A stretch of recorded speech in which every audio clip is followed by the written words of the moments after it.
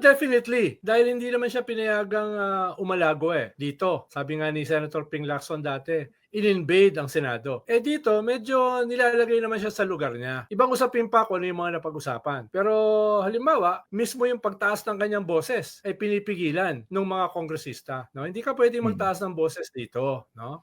Yung kanyang pagtatanong, ang sabi ng mga kongresista, hindi ka pwedeng magtanong, resource person ka lang di ba? Lalo na Mm. hindi ka pwedeng magmura, no? Kaya medyo in general, talaga namang naiiba ito sa Senado. Tingin ko ay pinapanood din to ng mga senador at medyo napapahiya sila. Dahil pinayagan Ah, nilang bastusin yung Senado At least dito med hindi naman pinayagan na bastusin yung institusyon ng Kongreso. Yun naman yung major na kaibahan. Maliban pa sa marami namang bumanat kay Digong dito sa hearing na ito. Ibang usapin pa kung effective ba yung banat, no? Kung yung mga exchanges ba nila ay pabor kay Digong or kontra.